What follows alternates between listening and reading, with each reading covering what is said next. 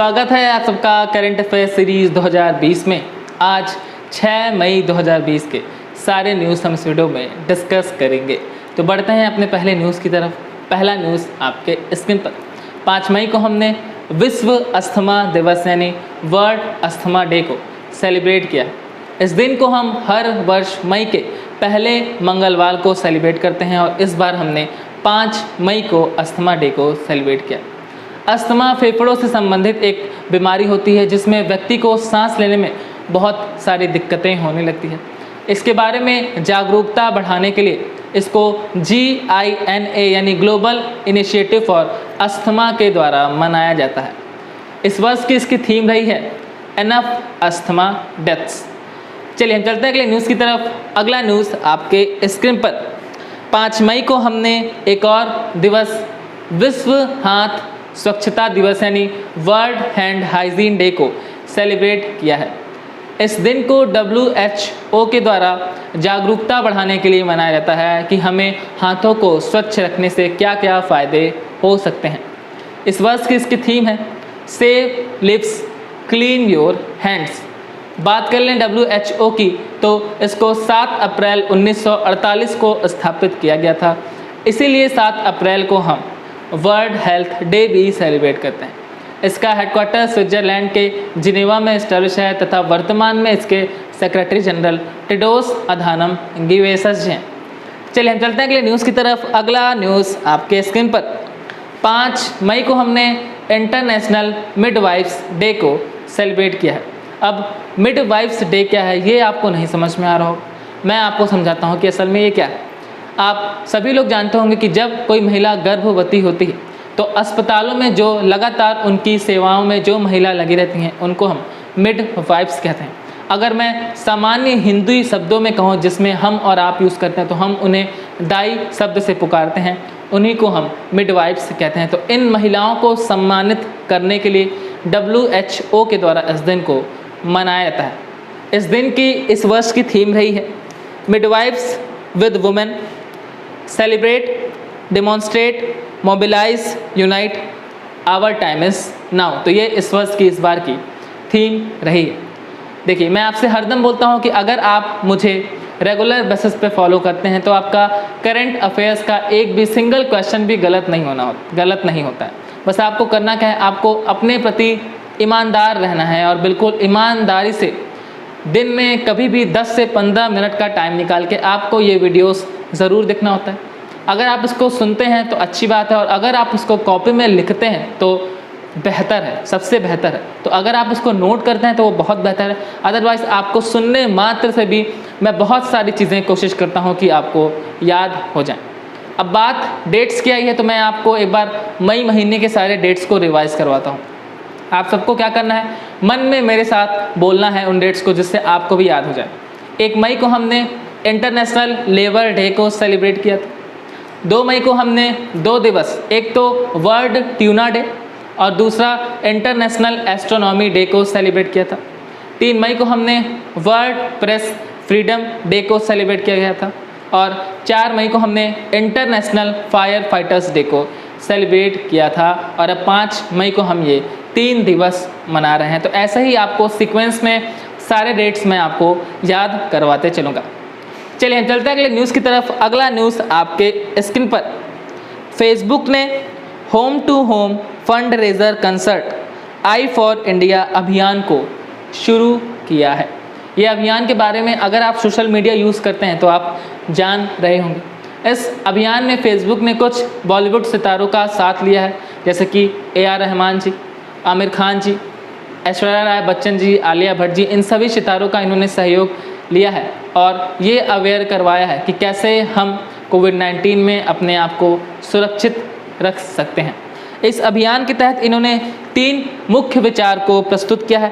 पहला है to entertain यानी लोगों का मनोरंजन करना।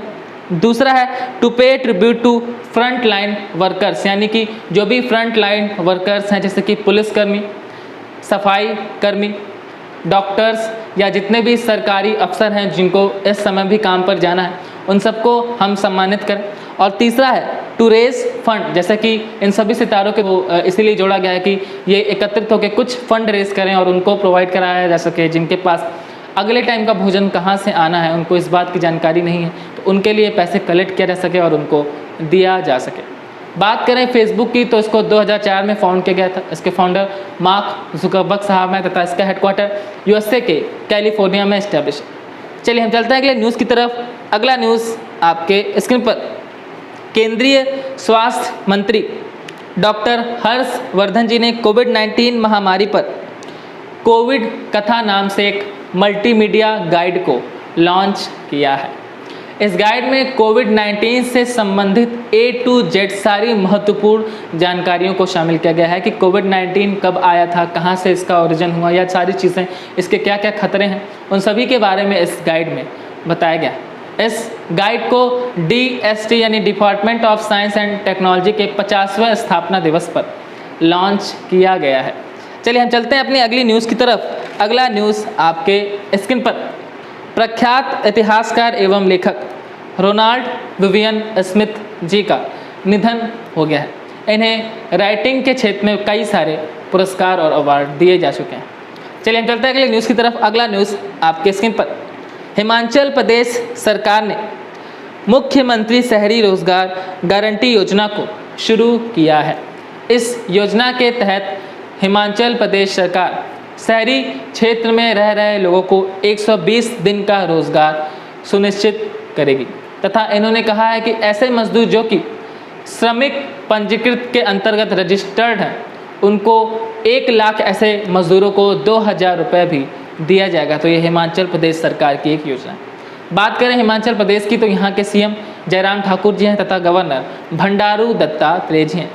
चलिए हम चलते हैं अगले न्यूज़ की तरफ। अगला न्यूज़ आपके स्क्रीन पर, कृषि मंत्री नरेंद्र सिंह तोमर ने सरकार के ई-मार्केटिंग पोर्टल पर सरस कलेक्शन को लॉन्च किया है।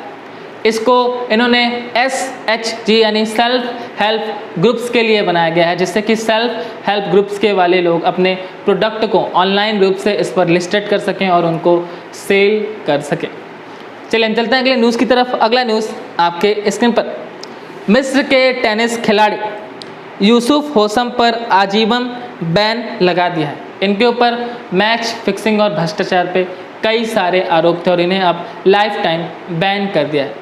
बात करें मिस्र की तो यहाँ की कैपिटल काहिरा है, यहाँ की करेंसी पाउंड है तथा मिस्र के राष्ट्रपति अब्दुल फतेह अल सीसी हैं।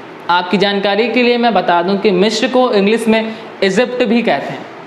चलिए चलते हैं अगले न्यूज़ की तरफ। अगला न्यूज़ आपके स्क्रीन पर, भारत के 3 पत्रकारों दार याशीन, मुख्तार खान और चन्नी आनंद को 2020 के लिए पुलित्जर पुरस्कार के लिए सम्मानित किया गया है।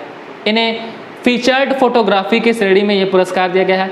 लॉकडाउन के समय भी लॉकडाउन कवरेज के लिए इन्हें ये पुरस्कार प्रदान किया गया है। पुलित्जर पुरस्कार USA के द्वारा एक बहुत ही प्रसिद्ध पुरस्कार है। इसे पत्रकारिता, साहित्य तथा संगीत के क्षेत्र में अच्छा कार्य करने वाले लोगों को प्रदान किया जाता है। चलिए हम चलते हैं अगले न्यूज़ की तरफ। अगला न्यूज़ आपके स्क्रीन पर, रूस इस वर्ष आर्कटिक जलवायु और पर्यावरण पर निगरानी रखने के लिए अपने पहले सैटेलाइट आर्कटिका M को लॉन्च करेगा। इस सैटेलाइट को रूस के द्वारा लॉन्च किया जाएगा। ये 2020 के आखिरी तक इसको लॉन्च कर दिया जाएगा। ये पूरी तरीके से अब लगभग तैयार हो चुका है। बात करें रूस की तो इसकी कैपिटल मॉस्को है। रूस की करेंसी रूबल है तथा यहाँ के प्रेसिडेंट व्लादिमीर पुतिन है। चलिए हम चलते हैं अगले न्यूज़ की तरफ। अगला न्यूज़ आपके स्क्रीन पर, 2021 में जापान के फुकुओका शहर में होने वाले वर्ल्ड एक्वेटिक्स चैंपियनशिप को 2022 तक के लिए पोस्टपोन कर दिया है। असल में टोक्यो 2020 ओलंपिक को 2021 तक के लिए पोस्टपोन कर दिया गया था और ये अभी 2021 में होने वाला था, तो डेट्स क्लैश ना हो इसलिए इन्होंने इसे 2022 तक पोस्टपोन कर दिया है। बात करें जापान की तो यहाँ की कैपिटल टोक्यो है। जापान की करेंसी येन है तथा जापान के PM शिंजो आबे जी हैं। चलिए हम चलते हैं अगले न्यूज़ की तरफ। अगला न्यूज़ आपके स्क्रीन पर, अमेरिकी राष्ट्रपति डोनाल्ड ट्रंप ने भारतीय अमेरिकी अशोक माइकल पिंटो को IBRD के प्रतिनिधि के रूप में 2 वर्ष के लिए नामित करा है। तो ये हमारे लिए बहुत प्राउड मोमेंट है कि भारतीय मूल के व्यक्ति को इन्होंने IBRD में अपना रिप्रेजेंटेटिव नामित किया। अब IBRD क्या है, आपको नहीं समझ में आ रहा होगा, मैं आपको बताता हूँ। उसका फुल फॉर्म है international bank for reconstruction and development.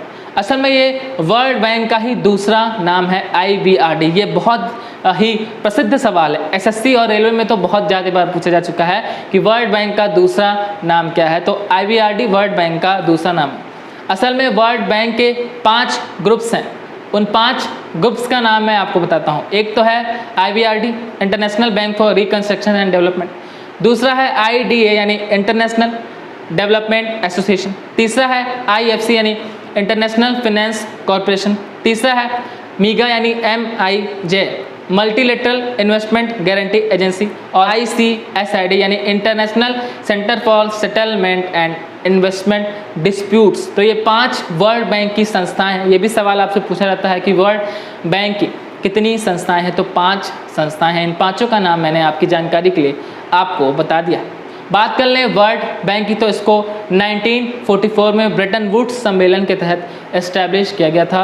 World bank का हेडक्वार्टर USA के वाशिंगटन DC में है। चलिए, तो आज की सारी न्यूज़ हमने इस वीडियो में डिस्कस कर ली है। आज मेरा आपसे प्रश्न है कि आपको WHO की सारी जानकारी कमेंट सेक्शन में अपना आंसर करना है।